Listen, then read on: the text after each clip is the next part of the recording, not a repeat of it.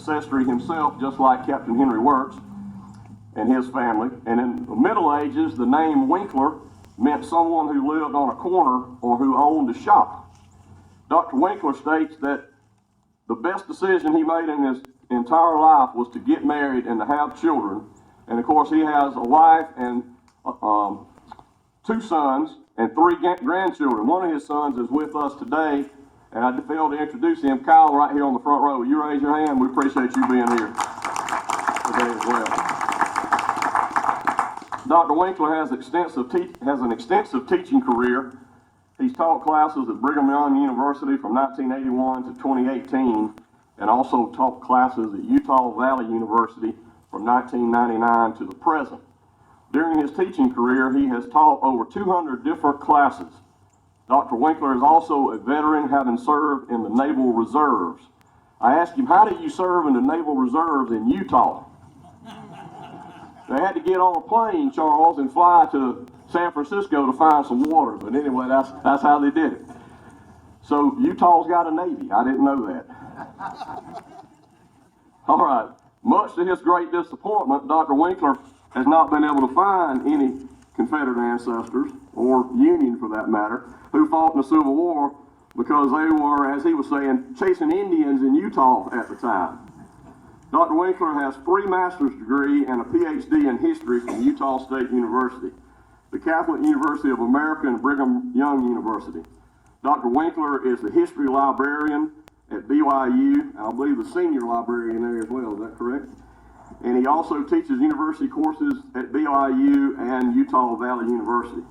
In 2010, over 600 students in the social sciences area of UVU voted him Teacher of the Year. Before he finished his doctorate and began employment at universities, Dr. Winkler worked as an intelligence analyst for the C.I.A., also as a historian for the Air Force, and as an archivist for the Smithsonian Institute. Dr. Winkler has published 40 books and articles dealing mainly with medieval and U.S. military history, including 2 articles which won him prizes in the Utah Historical Quarterly. 2 of his articles deal with Henry Wirz and the tragedy of Andersonville and the Wirz trial.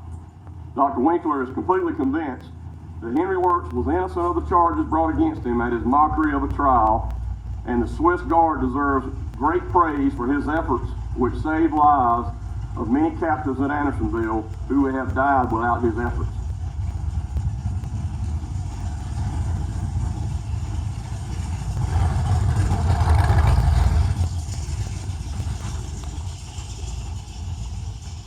Dr. Winkler considers Captain Wirz's greatest achievement was his refusal of the offer to spare his own life from execution if he would implicate Jefferson Davis in some kind of conspiracy to harm federal prisoners of war.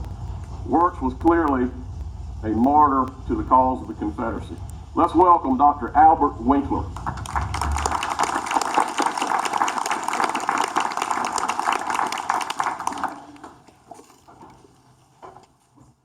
I'd like to bring the greetings from the West. Might want to tell you something you do not probably know about, but Utah was the only territory in the United States to go slavery. They had a vote on it. The legislature passed it in 1852, something that I should also remind you of, that the United States government decided to take out Utah in 1858, a few years before they decided to attack the Confederacy. It is true, to my great chagrin, that I do not have any Civil War ancestors. I have to live with that the rest of my life.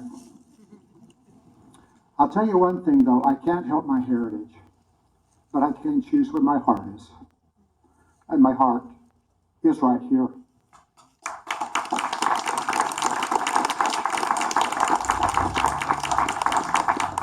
I commend you for your work. I commend you for your service. And I want to tell you one thing else. I've taught many years a constitutional history course, usually 2 classes a semester at universities. And I am completely convinced that the South had every legal right to leave. And I also completely convinced the Union had no right to try to force them to return.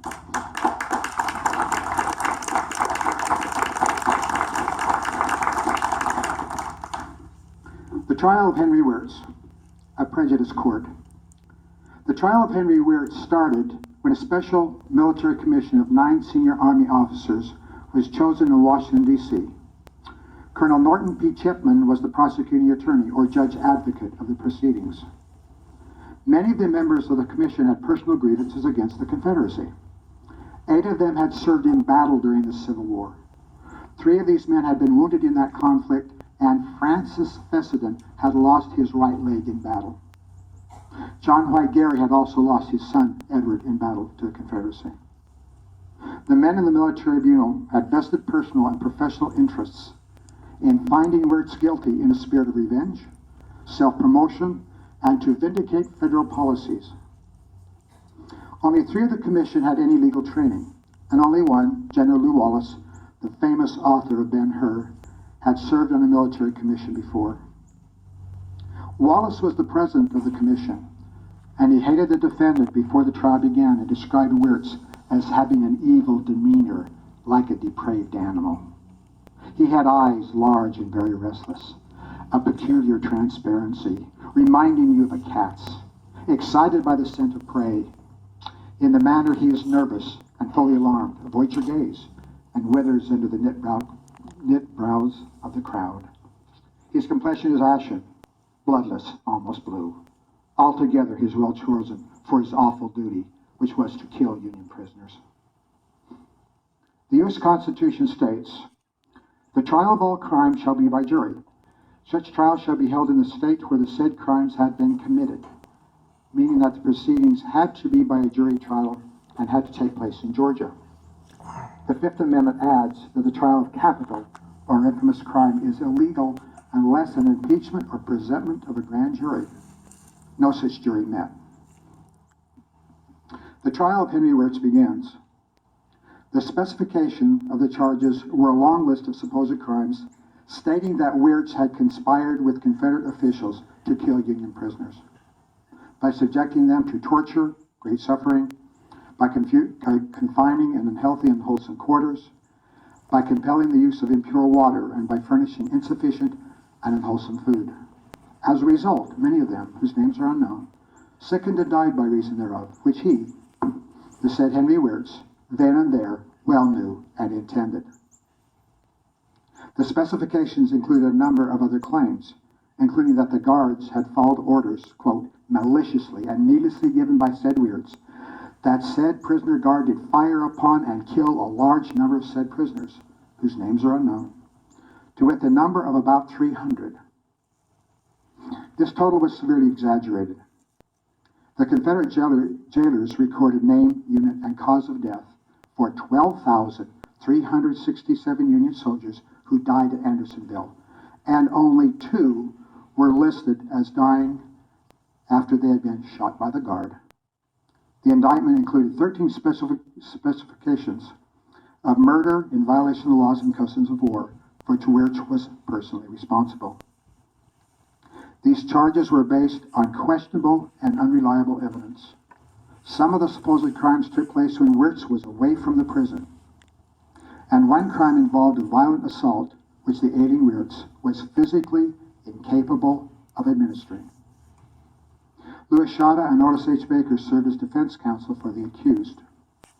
The 2 lawyers immediately entered a series of pleas contending that the trial was on insecure legal grounds and the defendant should go free.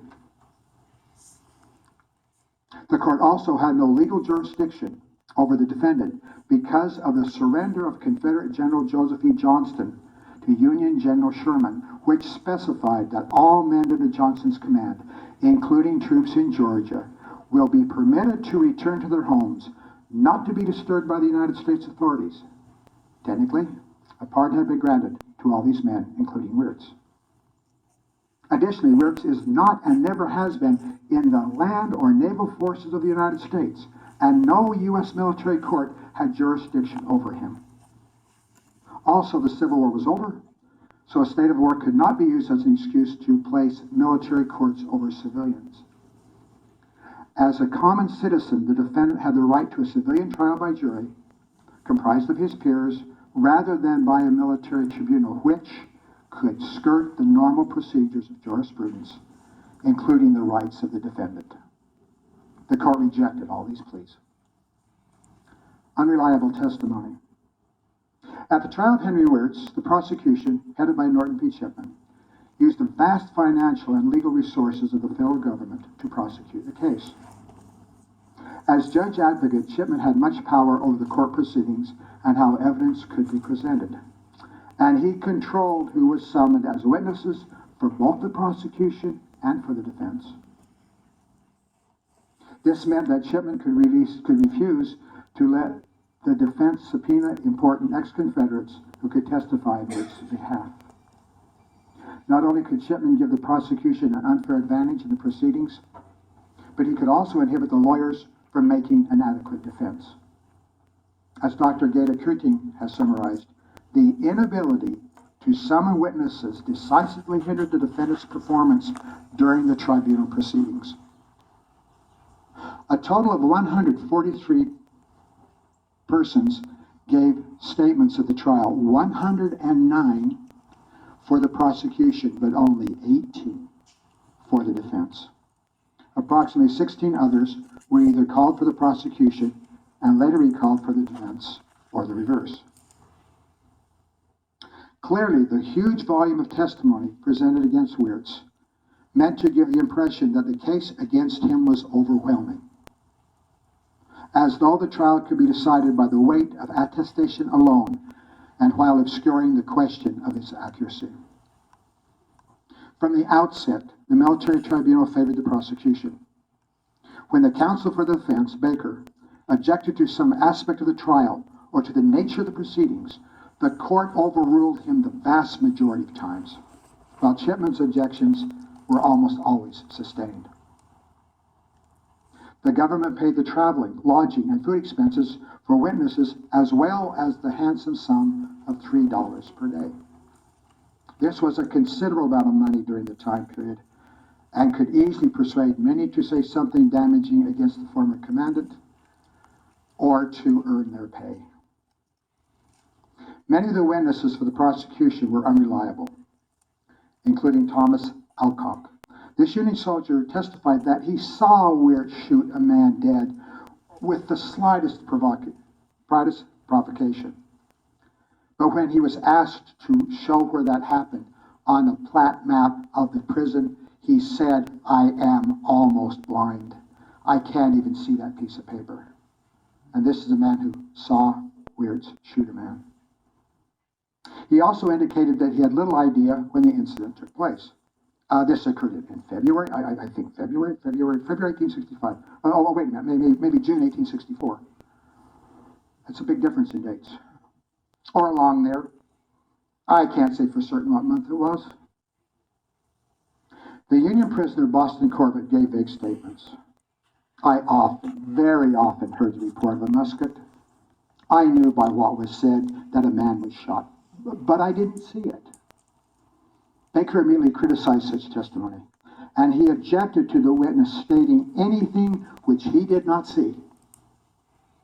The witness explained, it was too dark to see, but I heard the whistle of the balls. I know that they fired into the stockade without any provocation whatsoever. How he could know what he did not see was never explained, and his statements were clearly exaggerations or simple fabrications. Baker, the defense counsel, again said, he objected to the witnesses stating anything but what he knew himself. General Wallace, as president of the court, put the defense counsel in his place and set a policy allowing hearsay evidence for the remainder of the trial. The witness may state what he heard among the prisoners at the times the killings took place, what the prisoners said and what the sentinels said, by whose orders the fighting was done, etc. The court wants to hear it all. As the historian William Marvel has explained, the trial record runs heavy with some of the most absurd hearsay any American judge ever permitted to stand. At least some of the witnesses appeared to have been coached or intimidated to slant their testimony. Baker stated that many witnesses who came for the defense had been manipulated or intimidated. The defense counsel wanted to call attention of the court to the fact that many witnesses who have come, subpoenaed for us, have been examined on the part of the government. And sometimes witnesses have complained that improper language has been used to them to draw out something for the prosecution. Baker, defense counsel, added, "Witnesses come here under very peculiar circumstances. Many of them feel it is necessary to say and do all they can do,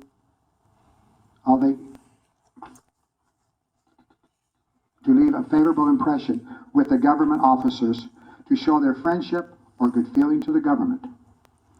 According to the lawyer, some of the witnesses intended and feared that they might be liable for some kind of retaliation from the federal government, often stating, quote, "Why do you suppose I will leave anything undone to save my own head?" Witnesses for the prosecution included Confederate officers in the prison system. Lieutenant Colonel Alexander W. Persons commanded the 55th Georgia Volunteers, who served as guards at the prison. He outranked Wirz and should have borne some responsibility, maybe more responsibility, for the conditions at Andersonville than did a mere captain. But Persons had clearly been offered a deal for his testimony. He would not face prosecution if he accused Wirz. The federal government gave some of the witnesses rewards for giving proper testimony. Felix Dielebaum stated that he had seen Wirz shoot and kill 2 prisoners just for leaving a line of men. A few weeks later, Dielebaum was rewarded for his good work with an appointment to the Department of the Interior. But Dielebaum was a charlatan. He claimed that he was born in France and he was a grandnephew of the Marquis de Lafayette. But his career as an employee for the federal government ended in a few weeks after he was recognized not as Dielebaum, but as Felix Ustra. He was a German, not a Frenchman, and he had deserted from the Union Army. Benjamin B. Dykes was employed as a railroad agent at Andersonville, and he said that there were sufficient rations for the men in captivity, and there was a good many vegetables raised nearby. But the prisoners were not allowed to purchase anything, even if they had funds to do so. Yet Dykes gave his testimony in fear that the federal government could charge him for crimes committed during the war if he did not cooperate sufficiently. His testimony was acceptable, and he received a full pardon from the War Department. Colonel Chipman did his best to keep the defense counsel from presenting evidence which would besmirch the reputation of any government official. When Baker stated that a petition from the Union captives at Andersonville requesting a prisoner's change had been brought to the President of the United States and to the Secretary of War, they both ignored the request. Chipman immediately objected vehemently. Quote, "The proposition of the counsel is to prove in this unheard of way a fact which can scarcely be believed of a man whose name and fame are so unstained and unimpeachable as that of President Lincoln. This court must not allow slander of that kind against the memory of such a great and good man as President Lincoln." Lincoln could not be criticized in any manner whatsoever, and Lew Wallace soon sustained this objection. The testimony against Wirz tended to be vague. Only a couple of instances was the evidence specific enough to include the name of a victim. Almost in every case, the name of the victim was unknown. However, George W. Gray said he saw Wirz shoot a man named William Stewart, a private belonging to the 9th Minnesota Infantry, with the least of provocation. But there was no entry in any records at the prison that Stewart ever existed. Furthermore, when prisoner examined Wirz's revolvers and found that neither of them was operable, they could not be fired. A weakened defense. Wirz's defense counsel wanted to call high Confederate officers and politicians, including General Lee, James Sid, and Secretary of War, Stephen Mallory, Secretary of the Navy, Samuel Moore, Surgeon General, Robert Ould, Commissioner of Prisoner Exchange, and others. The attorney wanted these men to verify the fact that the South had too few resources in food and transportation to feed their people properly, and they could not supply the prisoners of war, meaning that Wirz was not responsible for the meager rations at Andersonville. But the court ruled that these Confederate officials were guilty of treason. Of course, they hadn't been tried. Were guilty of treason, and as criminals, they could not testify. Baker, seeing that he was unable to call the desired witnesses, closed the case for the defense. In his statement, Wirz gave the court a solemn affirmation of innocence. The defendant stated that he never personally killed anyone, and he objected strenuously that there was a conspiracy to kill Union prisoners. I am not conscious of there being one particle of testimony in the entire record going to establish the charge or giving even a faint color to the probability of its existence. He added, there's not a shadow of testimony by which it can be proven that the deaths at Andersonville, can be proven that it was the fruit of a conspiracy. His statement in his own defense was well-reasoned, passionate, logical, and it fell on deaf ears. Colonel Chipman presented his summation to the prosecution over 2 days. He made nebulous statements such as, quote, many things are proper in the time of peace, which in time of war become high crimes. This included such questionable infractions as a timid loyalty, or yielding to doubtful and hasty clamor, as though it was necessary to find the defendant guilty as a matter of patriotism. Clearly in an appeal to play on the fears of a renewed uprising, Chipman argued, the war is not over. True, the muskets of treason have been stacked. The armies of the rebellion are dissolved, but by far the largest portion of Southerners are sullen, silent, vengeful, and ready to seize every opportunity to divide the loyal sentiment of the country, and with a spirit unbroken, defiant, would this day raise the standard of rebellion if they dared to hope for success. Fear is a powerful motivator, and Chipman stated that constant vigilance was required, so Wirz had to be found guilty as a matter of national defense. Incredibly, Colonel Chipman spread his summation to accuse the leaders of the Confederacy, even though they were not on trial, but he said they were guilty of a large number of crimes, from the treatment of captives to the use of guerrilla warfare, to sabotage, to the spread of infections, to the execution of prisoners of war, to the use of landmines against soldiers, and many other highly questionable assertions. The logic of these accusations was that since the Confederate leaders were responsible for the war, then they were directly responsible for everything that happened in it, either by Union or Confederate soldiers. Also, the rebel leaders knew of conditions at Andersonville, and since they did not solve these problems, then they had to be responsible for them. The verdict. Before stating their findings on Wirz, the commission stated the guilt of many Confederate officials, meaning that finding these men culpable was the first and perhaps the most important aspect of the trial. That Henry Wirz did combine, confederate, and conspire with them, the said Jefferson Davis, James A. Seddon, Howell Cobb, John H. Winder, Richard B. Winder, Isaiah H. White, W. S. Winder, W. Shelby Reed, R. R. Stevens, S. P. Moore Kerr, James Duncan, Wesley W. Burr, Benjamin Harrison, and many other names unknown. It's a very broad net. He's almost excluding nobody at all.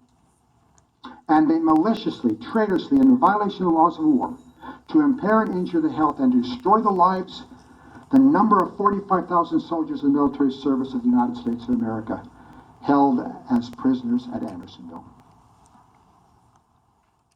The eminent Civil War historian, James McPherson, has argued, Few, if any, historians would now contend that the Confederacy deliberately mistreated prisoners.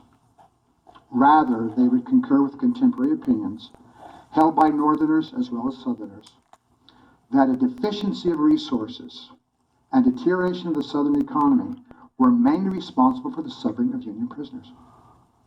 The South could not feed their own soldiers or civilians. How could they possibly feed enemy prisoners? The tribunal then found Wirz guilty of 10 of the 13 specifications against him, and the court do herefore sentence him, the said Wirz, to be hanged by the neck till he be dead, at such time and place as the President of the United States may direct. Recent researchers and historians have been almost unanimous in condemning the proceedings and the verdict. Robert Scott Davis has affirmed his trial, Wirz's trial, failed to produce any credible account of his acting with personal cruelty or evidence of his role in any kind of conspiracy. The trial was only a formality for a defendant facing the gallows at the hands of a prejudiced court. William Marvel stated that Wirz was a dead man from the start. Overdell Fuchs wrote that the trial was a legal lynching of Wirz. Charles W. Sanders claimed that the entire proceedings was a sham, and a poorly executed sham at that. The lawyer, Glenn W. LaForce, agreed that the trial of Henry Wirz was worse than a mistake, worse even than a miscarriage of justice. The trial of Wirz was a national disgrace. Vengeance, not justice, had been served. A martyr for the South. No doubt Wirz considered himself to be innocent of all crimes, and he convinced his closest associates of the fact. There were two persons whom Wirz would not dare mislead: his defense counsel, who needed all relevant facts to prepare for a proper defense, and the Catholic priest to whom he confessed his sins. As Wirz stated at the beginning of his trial, "My conscience is clear. I never dealt cruelly with the prisoner under my charge. If they suffer from want of shelter, food, clothing, and necessities, I could not help it, having no control over those things." Wirz's attorney, Louis Shada, maintained his entire life that the guard was innocent, quote, protesting up to the last moment his innocence of these monstrous crimes with which he was charged. He received my word that, having failed to save him from the felon's doom, I would, as long as I lived, do everything in my power to clear his memory. I did that more readily, as I was then already perfectly convinced that he suffered wrongfully. The night before the execution, I skipped one. The Catholic priest, Father F.E. Boyle, was Wirz's confessor, and he heard the condemned man's confessions for weeks before his execution. Wirz would never dare lie to his priest, because that would place his soul in jeopardy. While church law forbade Father Boyle ever divulging the content of Wirz's admissions, the priest gave a summation of what the condemned man had said, quote, I know that he was indeed innocent of all the cruel charges on which his life was sworn away, and I was edified by the Christian spirit in which he submitted to his persecutors. The night before the execution, government agents came to see Wirz in jail. One of them spoke with Father Boyle first. I know that on the evening before the execution of Major Wirz, a man visited me on the part of the cabinet officer to inform me that Major Wirz would be pardoned if we would implicate Jefferson Davis in the cruelties of Andersonville. These agents came to the captive the same night and offered him a pardon to implicate Jefferson Davis in the crimes of Andersonville. Wirz rejected this cheap bribe with contempt.